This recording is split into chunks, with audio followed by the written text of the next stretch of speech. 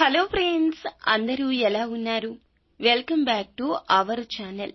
ఆపద సమయంలో ఈ మంత్రాన్ని జపించండి చాలు. వారాహి అమ్మవారిని మనసులో తలుచుకుని ఈ మంత్రాన్ని జపిస్తే అమ్మవారు పరిష్కారం చూపిస్తారు.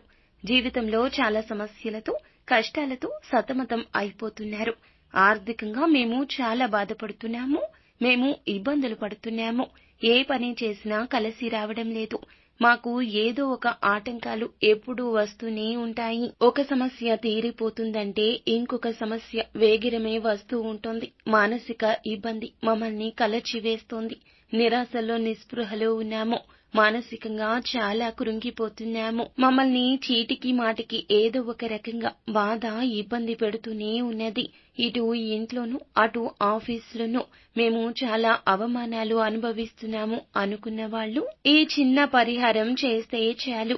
ఎవరైతే వారాహి అమ్మను ఇష్టపడతారో వాళ్ళు ఒక చిన్న లైక్ చేయండి. మన ఛానల్ ని సబ్స్క్రైబ్ చేసుకోండి. ఈ పరిహారం మంగళవారం, శుక్రవారం, పంచమి తిథి, అష్టమి తిథి, పౌర్ణమి తిథుల్లో చేయొచ్చు.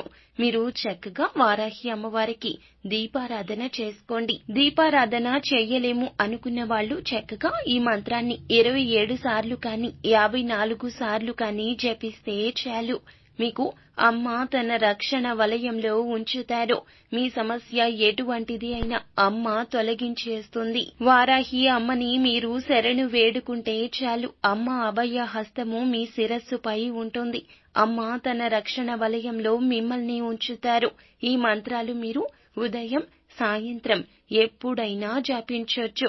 పీరియడ్స్ టైంలో ఉన్నవాళ్లు జపించకూడదు. నాన్ వెజ్ తిన్నవాళ్లు ఈ మంత్రాన్ని జపించకూడదు. ఓం శ్యామలాయ విద్మహే హలహస్తాయ ధీమహి తన్నో వారాహి ప్రచోదయాత్. ఇంకొకసారి చెప్తున్నాము, శ్రద్ధగా ఆలకించండి. ఓం శ్యామలాయ విద్మహే హలహస్తాయ ధీమహి తన్నో వారాహి ప్రచోదయాత్. ఇలా 3 సార్లు ఈ యొక్క మంత్రాన్ని వారాహి అమ్మవారిని మనసులో తలుచుకుంటూ జపించండి. అంతా మంచి జరుగుతుంది. మీకు ఇంకా ఇతరత్రా ఎటువంటి సమస్యలు, సందేహాలు ఉన్నా ఒక్కసారి మా గురువు గారిని సంప్రదించండి. మీ సమస్యల పరిష్కారం ఎటువంటిది అయినా తప్పక సూచిస్తారు. అంతా మంచి జరుగుతుంది. శుభం భూయాత్.